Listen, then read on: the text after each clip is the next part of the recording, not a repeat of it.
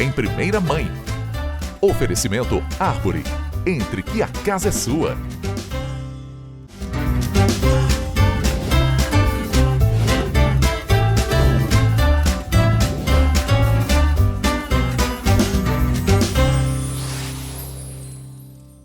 Olá pessoal, o Em Primeira Mãe de hoje tá aqui para comemorar essa época do ano maravilhosa, que não é um dia, nem uma semana, mas um mês inteiro.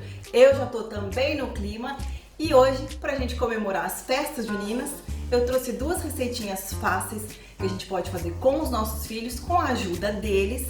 Eu hoje, de novo, o Matheus não tá aqui, porque pra variar, ele dormiu. O que as crianças fazem quando a gente precisa delas? Eles dormem. Daqui a pouco, se ele aparecer, ele vem me dar uma mãozinha aqui. Mas são duas receitinhas fáceis que a gente pode fazer em casa, gostosas, pra gente criar memórias com os nossos filhos e pra eles aprenderem a ajudar a gente. São duas receitinhas muito fáceis. Eu vou começar fazendo paçoquinha de copinho, tá? A gente vai fazer um brigadeiro de panela, que eu vou mostrar pra vocês. É basicamente um brigadeiro. Eu coloco creme de leite para ficar mais gostoso. Uma caixinha de leite condensado.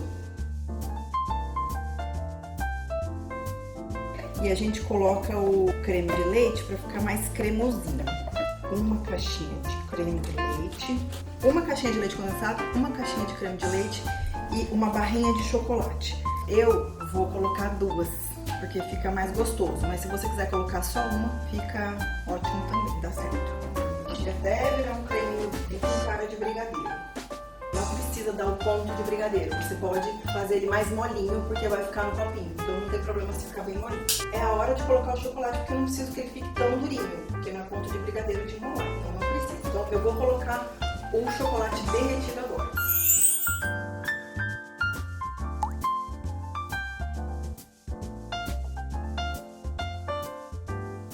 Duas barrinhas derretidas, o cheirinho tá muito bom, muito bom. E aí a gente vai pra panela agora.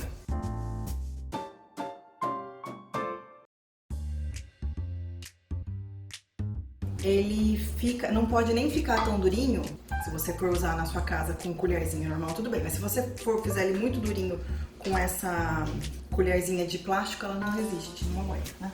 Então, para ficar gostoso para as crianças comerem, a gente faz mais molinho, tá? Ele precisa esfriar um pouquinho pra gente colocar no copinho, senão, sei lá, pode derreter o copinho. Então, a gente vai esperar ele esfriar um pouquinho e eu volto aqui montar pra vocês com a paçoquinha pra vocês verem como é que vai ficar essa delícia de brigadeiro no copinho com paçoquinha.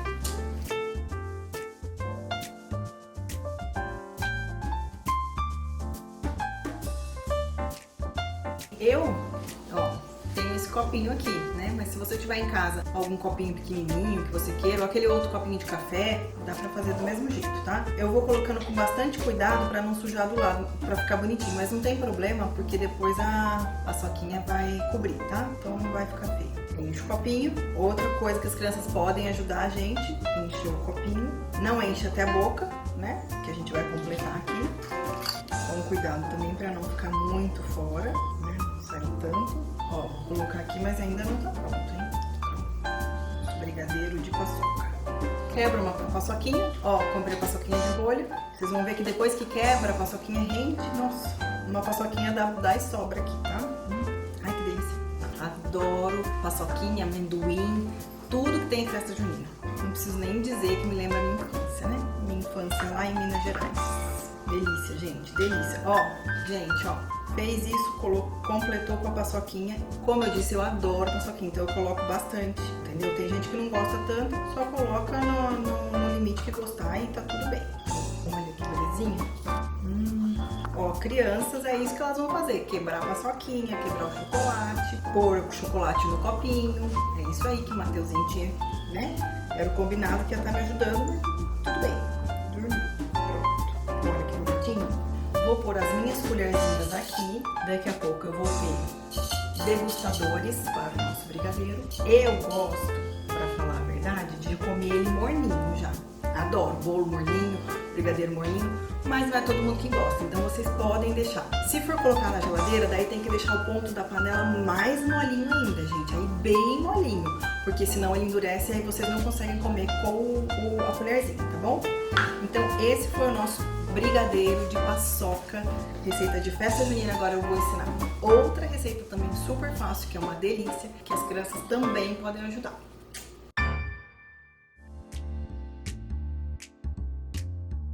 Não pode cortar muito fina a banana, senão não dá certo para espetar. Pessoal, então a segunda receita que a gente vai fazer também é fácil e para incentivar as crianças também a comerem uma frutinha, tá? Eu já cortei aqui a banana, corta ela mais grossinha assim, tá? Que a gente vai fazer no espeto. Morango, não corta, deixa ele assim. E marshmallow, tá? Então é no espeto, não tem segredo. E o chocolate derretido, então vamos lá. Eu começo com o marshmallow, gente, porque ele dá além de dar o acabamento, ele segura a fruta, tá? Então, marshmallow, banana, morango, eu tiro só esse cabinho, morango, dá pra você fazer de novo, tá? Mas eu colocaria banana de novo, tiro o cabinho do morango e termina com marshmallow, que ele dá um acabamento bonitinho. Espetinho de frutas.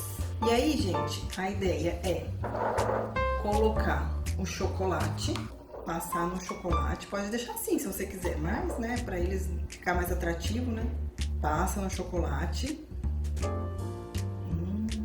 derretido também, derreti 2 barrinhas de chocolate, mas derrete o que você tem aí na sua casa, se você for fazer outra receita. Ai, que delícia! Gente, delícia isso aqui, né? Dá pra fazer assim, tá, gente? Na colher. Se você quiser passar ele aqui também e dar uma viradinha, dá pra fazer. Eu gosto de fazer assim porque eu acho que não desperdiça tanto chocolate. E a gente consegue colocar mais bonitinho. Eu acho que fica melhor. Gosto mais assim, mas você faz como você acha melhor. A ideia é só cobrir o espetinho com o chocolate que tá derretendo. Gente, aí você pode, depois que você cobrir, pra quem gosta muito de paçoquinha que nem eu, passar na paçoquinha também. Ela dá um acabamento no chocolate, né? Aí o que você faz? Esse aqui vai pra geladeira, tá? Mas não pode ir muito também, só pra dar só uns 10 minutinhos. Você pode deixar assim ou passar a paçoquinha, que a gente já tem, tipo uma farofa, sabe? Daí, sabe o que vocês podem fazer, gente? Forrar uma forma com papel manteiga para colocar isso aqui, que daí não gruda, se você tiver em casa. Se você não tiver, deixa sujar de chocolate, que não vai sujar de chocolate, né, gente? Gente, olha, você incentiva as crianças a comerem, às vezes banana, morango é mais fácil, mas às vezes banana que não vai tão fácil, não tem medo, você faz um espetinho. A dica é fazer o marshmallow no final e no começo, né? Porque ele dá um acabamentozinho. A banana não pode estar muito madura, tem que estar mais pra verde. Moranguinho, tira o cabinho. Morango. Ai, que lindo. Olha o tamanho desse morango. Gente, isso aqui é sucesso, ó. Passa no chocolate. Eu forraria até essa aqui, ó, e faria assim, ó. Só ótimo, tá? É que assim a gente dá mais acabamento. Então é isso, não tem erro. Forrou, passou no chocolate, põe na forma com papel manteiga, deixa na geladeira um pouquinho só, vai virar, endurecer tipo uma casquinha, pronto. As crianças vão adorar brincar, fazer isso, vai virar uma brincadeira, tenho certeza que eles vão gostar. E é isso, pessoal. A ideia é fazer alguma coisa que a gente possa estar com os nossos filhos, pedir a ajuda deles e que eles possam também ir gostando, tomando gosto, né? Porque cozinha faz parte da nossa vida em algum momento ou outro. E a gente fica por aqui, eu volto no próximo bloco com mais uma entrevista maravilhosa que eu tenho certeza que vocês vão gostar.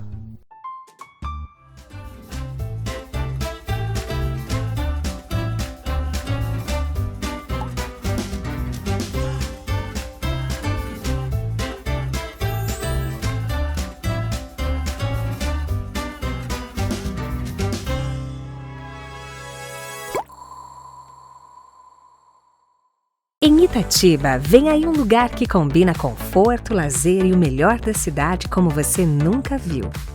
Absoluto Itatiba. Piscina, beach tênis, espaço pet e muito mais. Apartamentos com 2 dormitórios, ampla suíte, varanda e vaga de garagem. Condições especiais de lançamento com financiamento pela Caixa. Absoluto Itatiba. Mais um sucesso, Árvore Engenharia.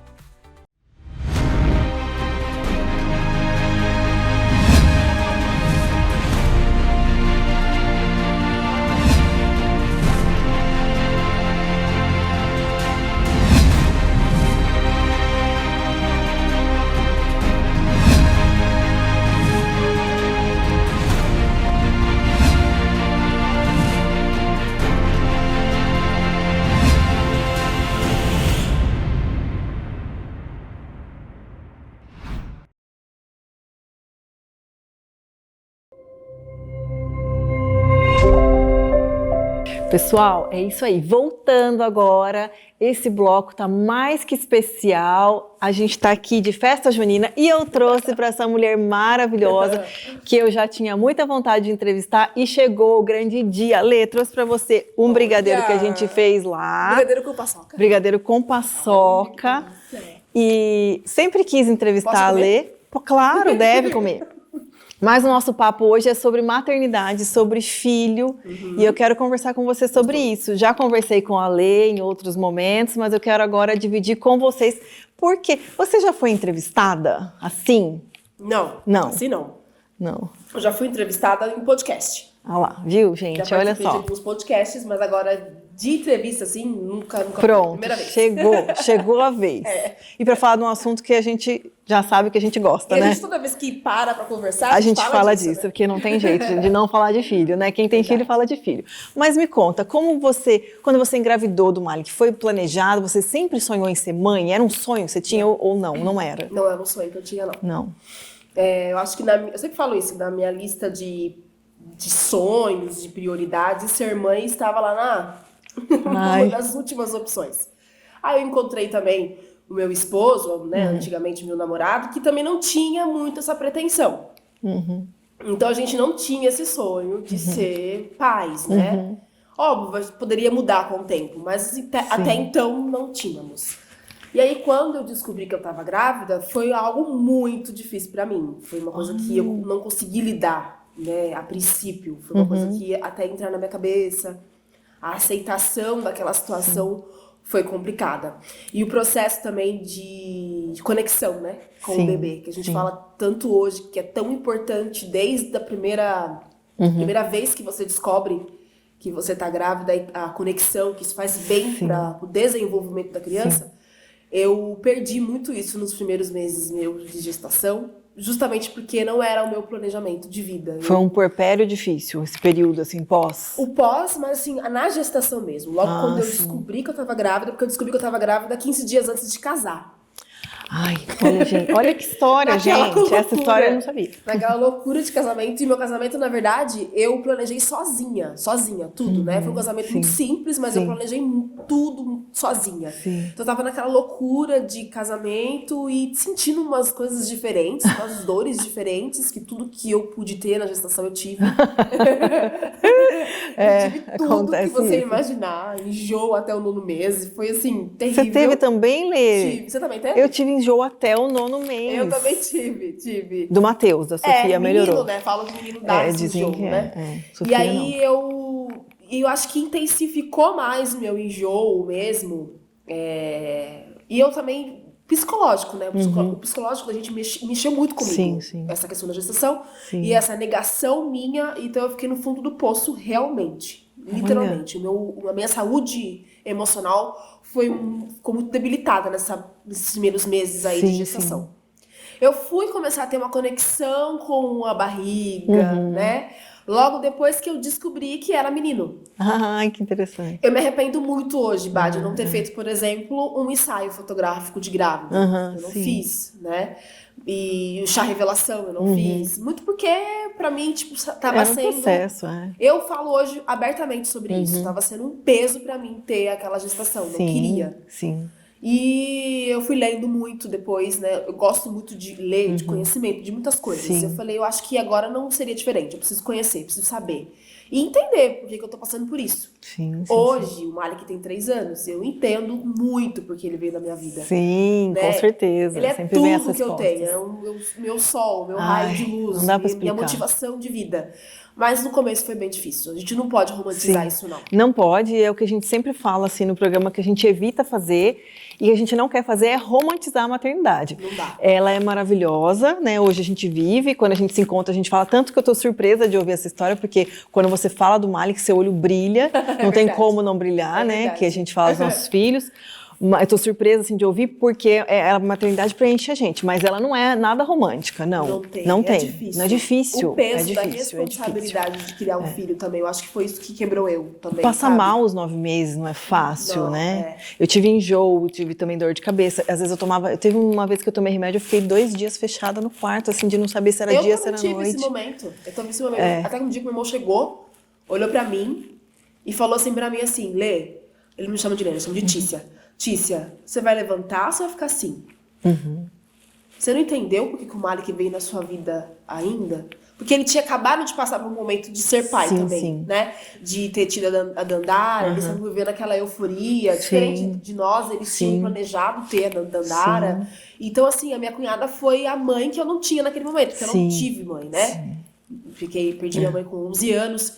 E hoje eu entendo que a minha negação também na maternidade foi esse rompimento que eu tive de maternidade na vida. Entendi. Que eu perdi ela com 10 anos, então eu não tinha nenhuma referência materna. E eu realmente perdi referência materna. Sim. Porque no decorrer eu não tive tias, eu não tive ninguém. A única referência de família que eu tive foi meu pai e meu irmão.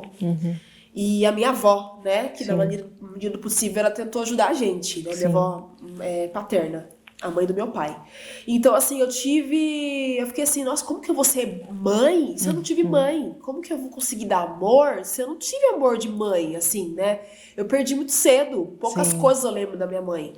Uma coisa que eu ainda recordo dela, eu ainda tenho que fechar um pouco o olho, assim, e lembrar do rosto dela. Mas eu lembro do cheiro. O cheiro dela é muito presente. Eu falei isso pra você Falou já, pra né? mim, maravilhoso, lindo. Então, assim, eu fiquei muito perdida porque eu achava que eu não era capaz de amar aquela criança, porque eu nunca não tive esse amor de mãe, assim, depois, no decorrer. Os momentos mais difíceis da minha vida, eu não tive minha mãe ali. Eu falei, como que eu vou conseguir oferecer, né? Eu não tenho entendimento do que é ser mãe, né?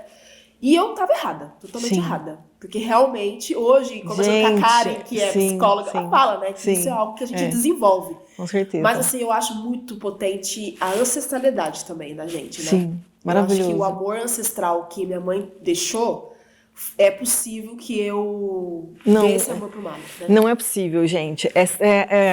É óbvio, antes de a gente começar a entrevista, ela estava falando no telefone com o pai dela e pra gente ver como a maternidade, ela vem. Ela estava se preocupando com a blusa, porque mãe é isso. Ela estava aqui, a gente está gravando, enfim, mas ela estava preocupada com como ele vai estar. Se tem blusa, se tá frio, se ele tá bem, isso, né? Eu tô numa semana não muito ruim também, de gripe, e aí eu liguei agora, antes de ir pra TV, eu liguei pra escola, perguntando, tá muito frio hoje, o dia tá frio, né? É isso, é ser mãe. Tá frio, na verdade. E eu perguntei na escola, ele tá de blusa? É isso. Então, ou seja, a maternidade, ela vem, né? Eu costumo dizer assim que ser mãe é uma escolha. Por que é uma escolha? Às vezes, você, não necessariamente de sangue, você tem um sobrinho, você adotou, certeza. Então você tem aquela escolha de ser mãe, né? E tem muitas mães, às vezes, que não curtem e que não vivem o processo, né, da maternidade. Assim, Bárbara, eu acho que realmente é uma escolha.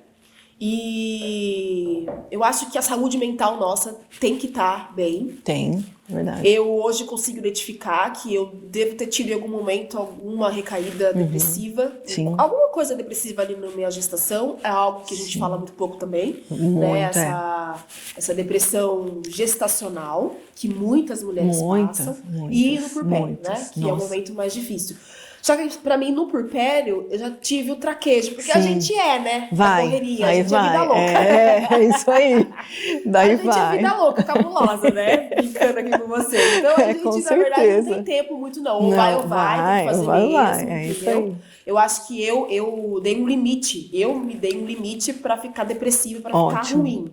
que foi naquele momento da gestação. É isso que eu já ia te perguntar. No momento que o Malik nasceu, e na situação que o Malik nasceu também, eu nunca contei essa história, mas como ele nasceu, eu tive que falar, não, eu tenho que dar conta.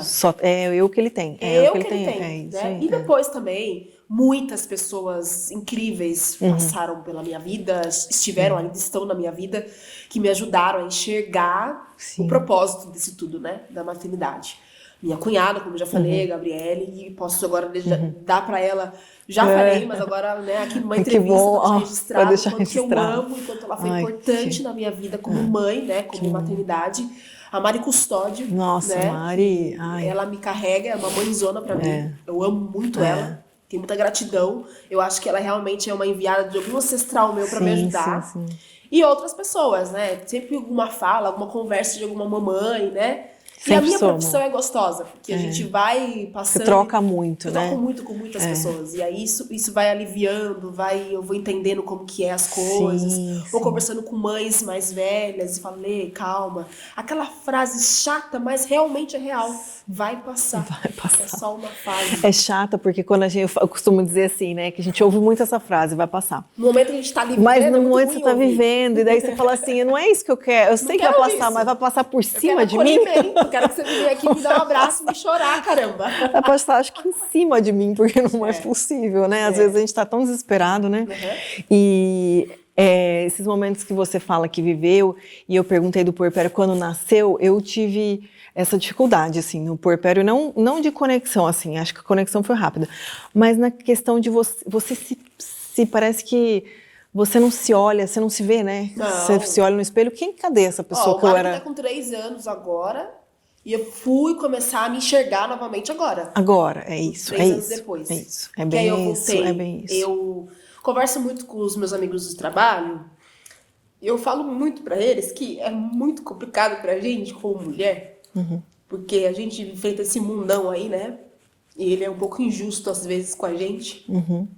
E eu fico me perguntando se eu conseguiria dar conta de trabalho, de carreira, que o que eu faço é o que eu sonho, que eu sonhei a vida inteira, né?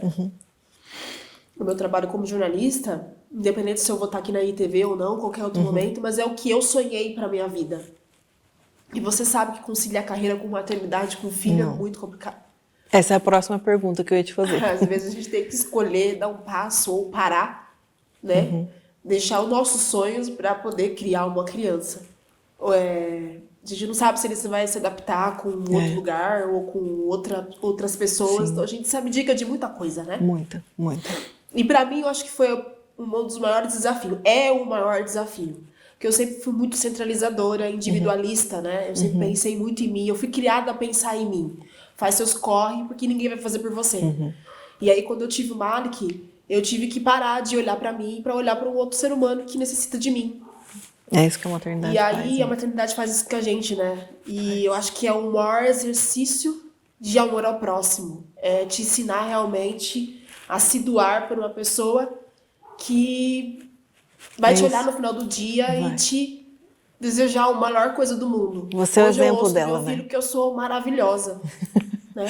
Às vezes, esses dias eu acordei, o Matheus olhou pra mim, mamãe, você tá tão bonita. Eu falei, nossa... É um bálsamo pra gente. A última coisa que eu tava me sentindo era bonita, e é isso. E é genuíno, né? É genuíno, ele realmente acha. E ele só fala que eu sou maravilhosa porque de algum momento, e vários momentos da vida dele, eu também chamo ele de maravilhoso, eu empodero esse menino. Né? A gente tá falando de um menino preto, retinto, e que eu faço questão de dizer pra ele que ele é o pretinho da mamãe, que ele é corajoso, que ele é forte, que ele é inteligente. Então, em determinado momento assim, ele vira pra mim, você é linda, você é inteligente, parabéns, mamãe, você conseguiu.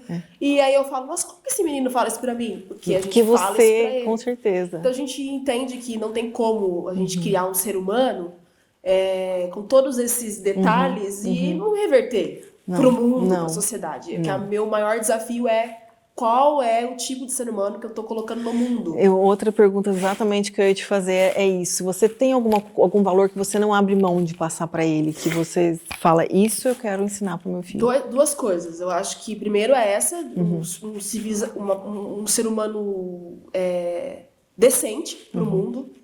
A gente tá falando aqui de um ser humano que vai contribuir com outras pessoas na carreira, família, como namorado, como qualquer outra coisa. Eu acho que eu preciso... Criar meninos não é fácil. Criar meninos não é fácil. A gente fala, as pessoas falam assim, você tem uma menina, você, azar o seu, tipo, tá lascada. Eu falo, gente, criar menino não é complicado. É assim, não sei, eu sou mãe de menino, né? Sim, mas não é fácil, porque você tem que passar valores para eles que a sociedade hoje às vezes se perde um pouco, né?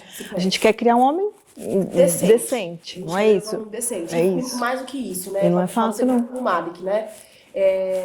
Eu acredito muito que o Malik, ele precisa ser um homem diferenciado no mundo. Tá cheio de homens que machucam mulheres. É isso. Né? Por isso que eu falo que não é fácil. Da minha parte, eu, como uma mulher que busco valores para mulheres, que busco pautas de mulheres, eu ensinar meu filho qualquer coisa. Não. Eu não posso fazer isso com ele.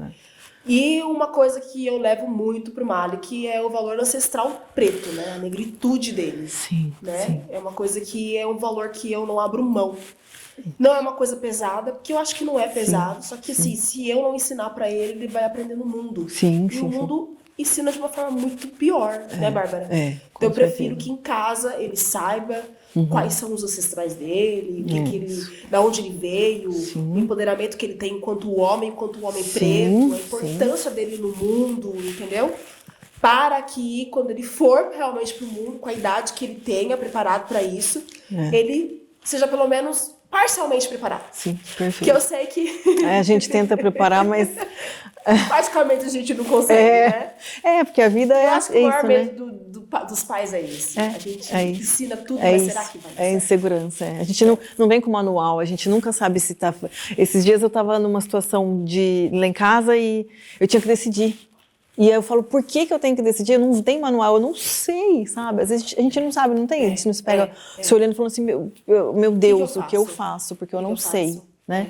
Hoje eu tive uma conversa com meu esposo, justamente porque eu falei, não, eu vou deixar de fazer aquilo que eu queria fazer, porque eu preciso fazer algo pro Malik. Aí ele, você vai fazer pra você agora, porque futuramente você vai conseguir fazer melhor pro Malik. O Malik ainda está com 3 anos, então ele consegue esperar um pouco mais, né? Agora você precisa fazer agora para poder dar uma condição melhor para ele no futuro. Então não pensa nele agora, faz o seu e a gente vai dar um jeito para poder também fazer para ele daqui a pouco, né? Daqui a alguns meses.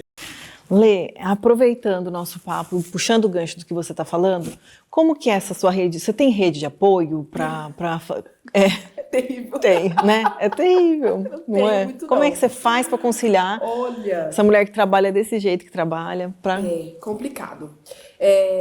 Eu fico muito feliz, assim, sabe, de ver mulheres que possam ter rede de apoio. E a gente precisa ter, né? É tão difícil, a sobrecarga materna é tão grande que é muito importante ter. Eu não tenho muitas pessoas, mas as pessoas que eu tenho é ponta firme. É isso, que bom. Que eu tenho são ponta firmes. E aí, esse caso que você acabou de ver antes de começar a gravar aqui, meu pai né? É a minha inspiração de vida e é o meu melhor amigo, minha rede de apoio, tanto pra mim quanto pro meu irmão, pro meu esposo. Ele é um paizão de fato mesmo, né? Então, quando eu preciso, quando eu necessito, eu sou um pouco assim orgulhosa porque eu sei que ele também tem a vida dele, a correria dele, eu tento não precisar, mas tem vezes que não tem como. Então, eu sempre digo pra ele.